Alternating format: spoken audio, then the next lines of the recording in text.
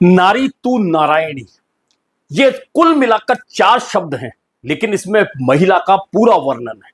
और क्या वर्णन है कि महिला सिर्फ शक्ति नहीं बल्कि सृजन भी है, यानी कि वह ताकत भी दिखा सकती है तो सृजन भी कर सकती है। ये 2 ऐसी महत्वपूर्ण बातें हैं जो नारी के लिए बोली जाती हैं, और इन शब्दों को एक तरह से नारी के पूरा वर्णन इन 4 शब्दों के जरिए कर दिया जाता है। आपने नारी के कई रूप देखे हैं।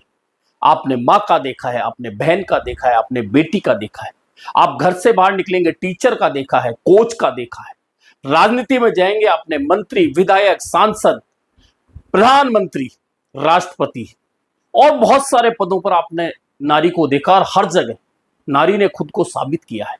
और इन दिनों लेकिन राजनीति में जो नारी का रूप देखने को मिल रहा है वह बड़ा अलग टाइप का देखने को मिल रहा है।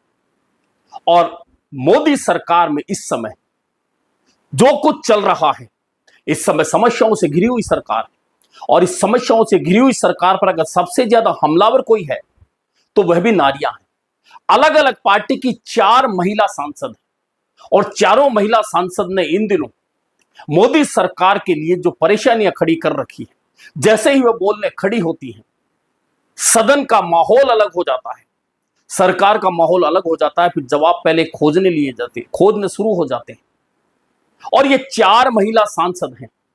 पिछले 2 दिन के दौरान इन्होंने संसद में जिस तरह से मोदी सरकार के लिए परेशानियां खड़ी की है, मोदी सरकार को घेरा है, वह आप सिर्फ मैं चर्चा नहीं कर रहा, आप खुद भी सुनेंगे तो आपके समझ में आ जाएगा कि ये चारों महिलाओं के लिए मैं क्यों चर्चा कर रहा हूं। वैसे तो सदन में बहुत सारी महिला सांसद हैं जो बहुत बार प्रभावित करती हैं अपनी बात से, अपने तरीके से, अपने बयान से, अपने भाषण से।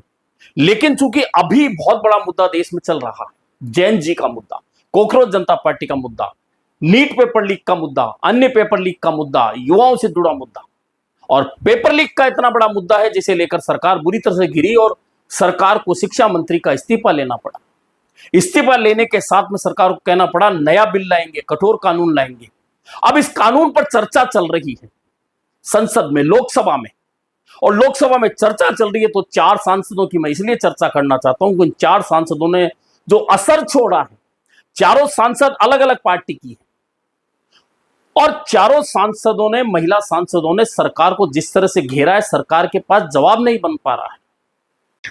4 सांसद तो सरकार को घेर ही रही थी, ऊपर से राहुल गांधी हमलावर हो गए। अब ऐसे में सरकार कहां से बचे, कैसे बचे, यानी कि मामला सरकार के लिए इस समय बहुत मुश्किल हो रहा है। दरअसल इस समय एंटी पेपर लीक बिल पर चर्चा चल रही है, और चर्चा चल रही तो इस चर्चा में वैसे तो प्रियंका गांधी तो कई बार सरकार को घेरती रही, महुआ मोइत्रा तो सरकार को कई बार घेरती रही है, लेकिन इस बार 2 सांसदों का जो रूप देखने को मिला है वह बहुत महत्वपूर्ण है। दरअसल इन 2 महिला सांसदों ने जिस तरह से सरकार पर हमलावर होकर और सरकार को कटघरे में खड़ा किया, वह वास्तव में देखने लायक था। और इन 2 महिला सांसदों ने पहली बार इस तरह का रूप दिखाया, और आपको खुद देखेंगे तो इन दोनों महिला सांसदों का जो रूप है निश्चित तौर पर सरकार के लिए घबराहट पैदा करता है। अब पहली सांसद कौन है? पहली सांसद है डिंपल यादव, समाजवादी पार्टी की सांसद। आपने देखा होगा जिस तरह से कॉकरोच जनता पार्टी का आंदोलन चला था, उस आंदोलन में किस तरह से छात्रों के साथ खड़ी हो गई थी, हाथ में चोट लग गई थी लेकिन टकरा रही थी। और वहां पहली बार लगा कि कितनी अलग हटकर, इससे पहले डिंपल यादव को इस तरह से आक्रामक होते हुए कभी नहीं देखा था, लेकिन पहली बार डिंपल यादव आक्रामक नजर आई। और आक्रामक सिर्फ सड़क पर नहीं नजर आई, संसद में जब एंटी रेक पेपर लीक बिल पर वे बोल रही थी तो जिस तरह से सरकार को घेरा है, सरकार भी आश्चर्य में पड़ गई। खुद समाजवादी पार्टी के कई सांसद देखने लगे कि किस तरह से टेबल पर हाथ मारकर डिंपल यादव सरकार को घेर रही है और बाकायदा पिन पॉइंट सवाल कर रही है। यह बहुत महत्वपूर्ण है। अब तक अखिलेश यादव तो हमलावर थे ही, लेकिन डिंपल यादव का यह रूप आपने पहली बार देखा होगा। सुनिए डिंपल यादव ने आखिरकार कहा क्या है। जिस तरह से आपने छातियों पे बच्चों का वार किया है, मैं समझती हूँ कहीं ना कहीं आप सबके आगे तो आएगा ही है, कोई भूलने वाला है नहीं। यहाँ पे लोग इमरजेंसी की बात करते हैं, 50 साल पहले इमरजेंसी लगी थी और आज भी इमरजेंसी की बात होती है, लेकिन इमरजेंसी अगर वाकई में आप लोगों को देखनी थी तो आप आते हो सड़कों में देखते कि इमरजेंसी क्या होती है। जहाँ बच्चे खून पसीना बहा रहे थे सड़कों पे, वहां पे आप सब लोग बहुत ही महफूज तरीके से बैठे हुए थे संसद के अंदर। और यहाँ पे बहुत सारे सांसद जो पता नहीं क्या क्या बयान दे रहे हैं बच्चों के लिए, अभद्र भाषा का प्रयोग कर रहे हैं। और साथ में एक सांसद तो आए थे, कह रहे थे कि बहुत ही अराजक तत्व थे। क्या आप हमारे बच्चों को अब अराजक तत्व कहेंगे? तो सुन लिया आपने, डिंपल यादव ने किस तरह से अपना एक अलग रूप सबके सामने दिखाया है। और निश्चित तौर पर सरकार को कहीं ना कहीं अगर पिन पॉइंट सवालों के आधार पर घेरा जाए तो सरकार को भी जवाब देना भारी पड़ता है। यही काम डिंपल यादव ने किया है। अब दूसरी सांसद की बात करें तो दूसरे सांसद वे हैं जिनसे एनडीए और भाजपा को बहुत सारी उम्मीदें हैं। और पिछले दिनों चर्चा भी चली थी कि उन सांसद सहित उनकी पार्टी भाजपा एनडीए के साथ आ जाएगी और एनडीए मजबूत हो जाएगा। लेकिन उन सांसद ने इस आंदोलन के दौरान लगातार छात्रों के पक्ष में बयान ही नहीं दिए, बल्कि प्रियंका गांधी के साथ में खड़ी होकर जिस तरह से नारे लगाए, उससे एनडीए में खलबली मचना स्वाभाविक था कि एक दल जो हमारे साथ आ रहा था वह इस मुद्दे पर वापस इंडिया गठबंधन में चला गया। और वे दूसरी सांसद है सुप्रिया सुले। जी हां, शरद पवार की पुत्री हैं सुप्रिया सुले, एनसीपी शरद पवार की वे सांसद हैं। और एंटी पेपर लीक बिल पर जब वे बोल रही थी तो शायद उनका यह पहली बार ऐसा रूप आपको देखने को मिला होगा संसद में, लोकसभा में, कि इतनी आक्रामक होकर सीधे सरकार पर इतने सवाल उठा रही कि सरकार के तमाम मंत्री सहित पूरे सांसद चुपचाप सिर्फ सुन रहे हैं, जवाब भी नहीं दे पा रहे हैं, जवाब नहीं बन पा रहा, हल्ला करना तो दूर की बात। यानी कि सुप्रिया सुले का यह रूप भी देखिए आप कि सुप्रिया सुले किस तरह से किन कड़े शब्दों के साथ में सरकार को इस एंटी पेपर लीक बिल पर सवालों के साथ में और छात्रों के साथ में जो बर्बरता हुई उस बात पर और शिक्षा मंत्री पर जिस तरह से उन्होंने सवाल खड़े किए, निश्चित तौर पर मान के चलिए वह सरकार और भाजपा के लिए बड़ी परेशानी खड़े करने वाले हैं। सुनिए सुप्रिया सुले ने किस तरह से अपना यह आक्रामक रूप दिखाया है। एजुकेशन मिनिस्टर ऐसा बिहेव करा है पार्लियामेंट में, एजुकेशन मिनिस्टर ऐसा बिहेव करा है पार्लियामेंट में। और ये जो नया जेनजी का लिंगो यूज कर रहे हैं ना, मैं भी उनको बताना चाहती हूँ सर, इन्होंने शायद इंस्टाग्राम नहीं देखा सब बीजेपी के लोगों ने। The police man is telling the children, तुम ज्यादा मत बोलना, अगर ज्यादा बोलोगे तो 50 ग्राम पाउडर डाल दूंगा और तुम्हारा लाइफ बर्बाद हो जाएगा। What is this sir? किसी के बच्चे के साथ ये हो सकता है, सिर्फ मेरे बच्चे नहीं, आप हमारे सबके घर में बच्चे हैं। I mean the way he was battling a cabinet minister of India demanding to a speaker कि मेरे स्पीकर को 5 मिनट दे दो। I have been in parliament for 20 years, ऐसा सीन तो मैंने कभी नहीं देखा। राजनाथ सिंह जी, आप तो बहुत सालों से हम सबके बड़े वरिष्ठ नेता है, कैबिनेट मिनिस्टर का ऐसा बर्ताव तो मैंने कभी नहीं देखा स्पीकर से लड़ते हुए कि मेरे स्पीकर को 5 मिनट दे दीजिए। You are an education minister of India. If he is the education minister of India, he has to have the dignity to show what he is, to lead by education. This is not some comedy of BJP karyakarta working. He is education minister of India, sir. And we are very proud about education. The equality that child was talking about, that's the equality education bring. It's a very serious topic. This is not some Karnataka assembly where hasi mazak is going on. This is a question of children's life. 21 children have killed themselves and they are talking about this. आप education को हल्के में लेंगे? Sir मैं यहाँ टीका करने नहीं। अब बात करते हैं तीसरी सांसद की। तीसरी सांसद है प्रियंका गांधी।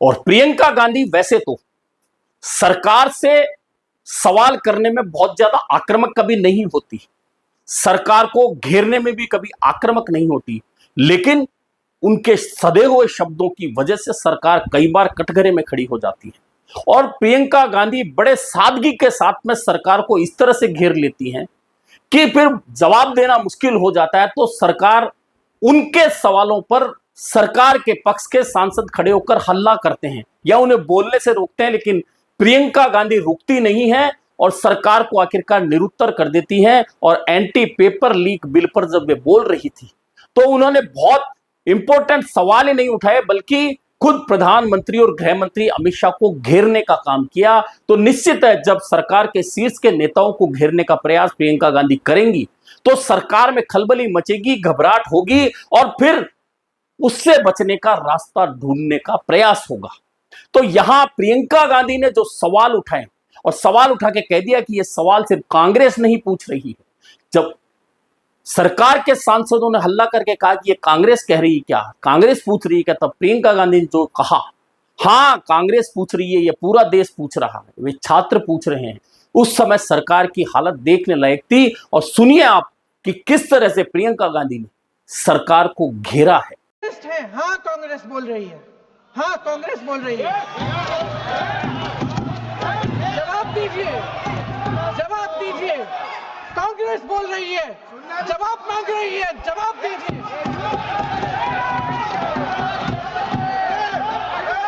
कौन जवाब देगा? कौन जवाब देगा? गृह मंत्री जी जवाब देंगे। किसने ऑर्डर दिया?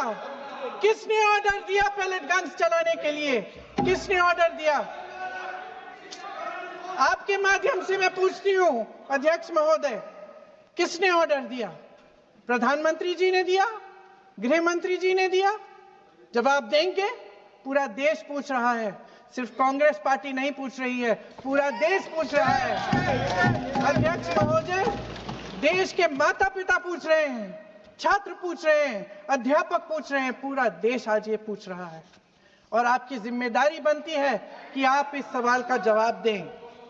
क्यों डरते हैं आप इस देश के नौजवानों से? क्यों डरते हैं आप इस देश की बुलंद आवाज से? और उस आवाज को दबाने का हक आपको किसने दिया है? तो 3 सांसद ये हो गई, समाजवादी पार्टी की डिंपल यादव हो गई, एनसीपी की सुप्रिया सुले हो गई, कांग्रेस की प्रियंका गांधी हो गई, और चौथी सांसद हैं तृणमूल कांग्रेस की। तृणमूल कांग्रेस का बंटवारा हो गया, तृणमूल कांग्रेस के कई चेहरे तृणमूल कांग्रेस ममता बनर्जी को छोड़कर चले गए, लेकिन एक सांसद हैं, आपने देखा होगा कि किस तरह से कोलकाता में उनके घर को भाजपाइयों ने घेर लिया था, उनके ऑफिस को घेर लिया था, और वे किस तरह से मजबूती के साथ में एनसीपी का झंडा लेके खड़ी थी। जी हां, महुआ मोइत्रा वैसे तो लोकसभा में किसी भी बात पर हो या लोकसभा के बाहर कोई बात हो, सरकार को घेरने में, आक्रामकता दिखाने में कहीं भी पीछे नहीं रहती, और उनका आक्रामक रुख आपने कई बार देखा होगा। ऐसे में महुआ मोइत्रा भी इस पूरे मुद्दे पर सदन और सदन के बाहर में पूरी तरह से आक्रामक रही है, और महुआ मोइत्रा को कई बार सरकार ने घेरने का प्रयास जरूर किया होगा, लेकिन महुआ मोइत्रा पीछे नहीं हटी। महुआ मोइत्रा ने अपना यह रौद्र रूप एक बार नहीं कई बार दिखाया है, और कई बार सरकार को सांसद में डाला। यानी कि ये जो 4 सांसद महिला सांसदों ने इस बार इस पेपर लीक के मुद्दे पर सरकार को निरुत्तर ही नहीं किया, बल्कि असहज भी किया है। इसलिए शुरुआत में मैंने कहा था कि नारी तू नारायणी, लेकिन बात सिर्फ महिला सांसदों की नहीं है कि महिला सांसद घेर रही थी और सिर्फ विपक्ष की महिला सांसद ही अच्छा बोल रही थी। निश्चित तौर पर भाजपा की भी कई महिला सांसद प्रभावी, और इससे पहले भी रही, आपने नाम सुना होगा सुषमा स्वराज, पूर्व मंत्री, जब वे सदन में खड़े होकर बोलती थी और किस तरह से सवाल और उनके जो बयान होते थे वे कहीं अलग हटकर नहीं होते थे, सवाल वहीं से होते थे जहां सरकार को घेरना होता था। और निश्चित तौर पर एक प्रभावी वक्ता के रूप में सुषमा स्वराज हमेशा याद की जाती रही। अब उनकी बेटी सांसद हैं बांसुरी, लेकिन वे भी अपनी मां के नक्शे कदम पर चल रही है, कोशिश कर रही हैं। वे भी प्रभावी वक्ता हैं, क्योंकि वकालत है, निश्चित तौर पर बोलने और तर्क रखने में उनका भी एक अपना तरीका है, और वे भी एक अच्छे तरीके से अपनी बात शालीनता से रखती हैं। हालांकि और बहुत सारी सांसद हैं जिनकी चर्चा की जा सकती है, लेकिन अभी चूंकि इस बिल पर जिन सांसदों ने बोला, मौजूदा वक्त में जिनका प्रभावी भाषण रहा, बयान रहा, इसलिए इन 5 सांसदों की चर्चा कर रहा हूं। लेकिन सरकार को घेरने में विपक्ष की 4 सांसदों के मैंने नाम लिए, और अंत में जब नेता प्रतिपक्ष राहुल गांधी का बोलने का समय आया, तो निश्चित है राहुल गांधी का आक्रामक रुख आपने संसद में एक बार नहीं अनेकों बार देख चुके हैं। और जब राहुल गांधी बोलते तो निश्चित मानिए सरकार की ओर से उन्हें रोकने टोकने, उन्हें मुद्दे से भटकाने का पूरा प्रयास किया जाता। हालांकि राहुल गांधी कभी भटकते नहीं है और अपने बात को पूरी को रख के मानते हैं, और कई बार लोकसभा अध्यक्ष के साथ में उनकी इस बात को लेकर तनातनी तक हो जाती है। और आज भी राहुल गांधी ने एंटी पेपर लीक बिल पर जिस तरह से सरकार को घेरा है, सवालों के साथ घेरा है, निश्चित तौर पर सवाल ऐसे थे कि सरकार असहज हो रही है, और आज उन्होंने सीधे सीधे गृह मंत्री अमित शाह को लपेटा है। जिस दिन आंदोलन समाप्त हुआ था उसी दिन से राहुल गांधी ने बयान देकर यह इशारा कर दिया था कि जो भी कुछ हुआ है उसके लिए गृह मंत्री अमित शाह जिम्मेदार है। और आज भी उन्होंने इसी बात को लेकर लोकसभा में चर्चा की। निश्चित है जब गृह मंत्री अमित शाह पर निशाना साधा जाएगा तो भाजपा ऐसा होगी, सरकार ऐसा होगी, और आज भी ऐसा ही माहौल मिला। लेकिन राहुल गांधी ने कहा क्या, आप भी सुनिए। तो मैंने उससे पूछा, एक बात बताओ, ये तीसरी कैटेगरी कहां जाती है? ये तीसरी कैटेगरी कहां जाती है? उसने कहा कौन सी तीसरी कैटेगरी? मैंने कहा अंधभक्त। इसको कहां डाला जाए? She says to me, अंधभक्त is a person who is absolutely convinced that another idiot is God. So these are the three categories: student, idiot, and अंधभक्त who follows the idiot.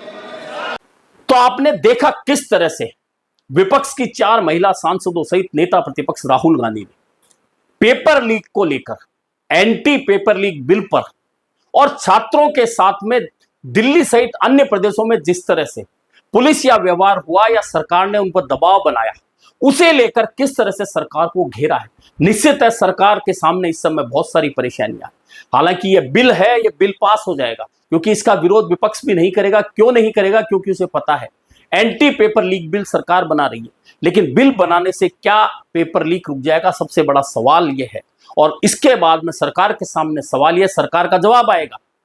लेकिन सबसे बड़ा सवाल यह है कि एक ऐसा मुद्दा जिसे बहुत आसानी के साथ सरकार निपट सकती थी, उस मुद्दे पर जिस तरह से सरकार ने निपटने में गलती कर दी और उसके बाद ना सिर्फ विपक्ष को एक कर दिया बल्कि छात्रों के इस मुद्दे पर और युवाओं के इस मुद्दे पर कांग्रेस को और विपक्ष को माइलेज लेने का मौका दे दिया। और यह माइलेज निश्चित मान के चलिए आने वाले 7 राज्यों के चुनाव में कहीं ना कहीं भाजपा के लिए बड़ी परेशानी जरूर खड़ी करेगा। भले ही सरकार के रणनीतिकार इस बात को समझ रहे हों, लेकिन निचले स्तर पर इसका जो असर हो रहा है निश्चित तौर पर बहुत प्रभावी है। और प्रभावी असर खासतौर पर युवा है, वोटर है, पहली बार के वोटर हैं। और ये वोटर अगर एक बार ठान लेते हैं किसी के खिलाफ वोट करने की, तो निश्चित मानिए वह पार्टी बहुत बुरे दौर से गुजरती है। यह बुरा दौर 2014 में कांग्रेस देख चुकी है। आगे चलकर भाजपा को कौन सा दौर देखना है, यह देखना भी काफी महत्वपूर्ण होने वाला है।